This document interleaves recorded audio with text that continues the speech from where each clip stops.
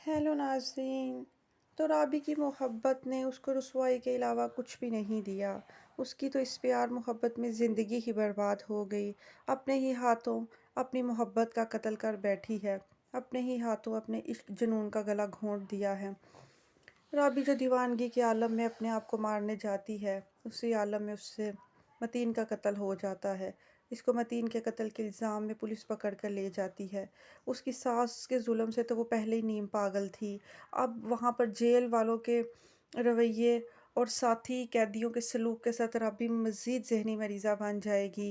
राबी को तो समझ ही नहीं आएगी कि उसके साथ ज़िंदगी में क्या हो रहा है। होशो हवास से बेगाना हो जाएगी। दूसरी तरफ राबी की माँ का रो रो कर बुरा हाल है। वो अपनी बेटी का ये अंजाम और ये हाल देखकर तड़प रही हैं। उनका बेटा भी उनकी बात सुनने का रवादार नहीं है।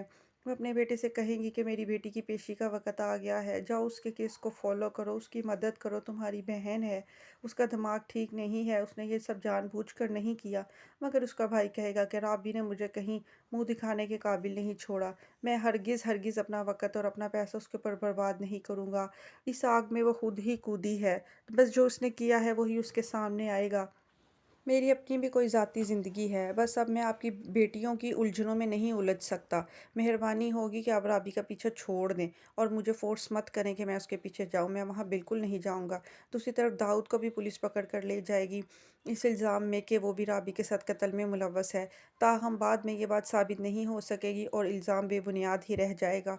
इस वजह से दाऊद को छोड़ दिया जाएगा, मगर दाऊद है वो राबी की तरफ से बेहद परेशान रहेगा कि राबी वहाँ पर कैसे रह रही होगी। सिर्फ़ एक वही इंसान है या राबी की माँ जिसे अभी भी राबी की फ़िक्र है। वो अभी भी उसके लिए परेशान होता है, मगर उसकी माँ उसको कहेगी कि दाऊद तुम दूसरों के फड्डों में टांग अड़ानी छोड़ दो। तुम उन लोगों के घर के मसले मसाइल के ऊपर फ़िक्रमंद होना छोड़ दो। मैं अब तुम्हें इस तरह से नहीं रहने दूँगी।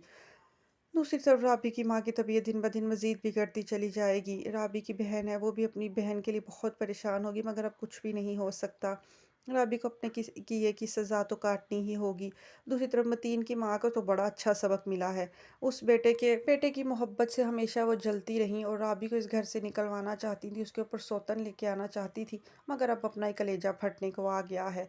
जो भी है, अब उसकी औलाद भी उसके हाथ से निकल चुकी है।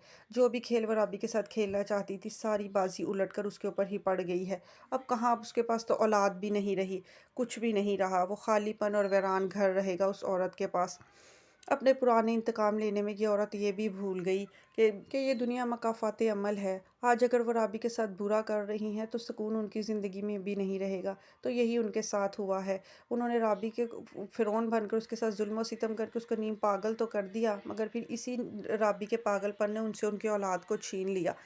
दूसरी तरफ राबी जो है, उसके जुनून ने भी उसको कहीं का नहीं छोड़ा। वो मतीन से बेइंतहा मोहब्बत करती थी, वो मतीन के साथ खुश रहना चाहती थी। उसकी सास ने उसको खुश नहीं रहने दिया, मगर वो पागलपन में वो अपना बहुत बड़ा नुकसान कर बैठी। उसने अपनी ज़िंदगी अपने हाथों से बर्बाद कर दी। अब इस बदनामी और रुसवाई में सिर्फ उसका किरदार ही नहीं आया, बल्कि उसकी बहन को भी उसके हिस्से की सज़ा भुगतना पड़ेगी।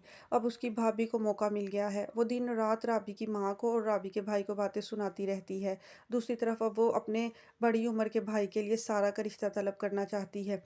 वो अपने शौहर को कहेगी कि अब इस तरह के घर में जहाँ पर एक बेटी कातला हो, हर तरफ बदनामी हो, वहाँ पे कहाँ पे रिश्ते आने हैं। बेहतर यही है कि तुम अपनी बहन का रिश्ता मेरे भाई को दे दो। तो उसका राबी का भाई जो है वो तो सदा का बातों में आने वाला है, लिहाजा वो इस रिश्ते के लिए मान जाएगा। राबी की माँ जो है वो मना करेगी, मगर दूसरी इकबाल तरफ कहेगा जेल कि में अब वो रहकर बिल्कुल राबी का किसी की ज़हनी बात नहीं तवाज़ुन पहले सुनेगा। से भी ख़राब हो हमारे जाता है, घर वो में मज़ीद मज़ीद ज़हनी बदनामी फैल मरीज़ा चुकी बनती है। चली जाती ये है। तो मेरी बीवी का बड़ापन है कि वो अपने भाई का रिश्ता अभी भी दे रही है।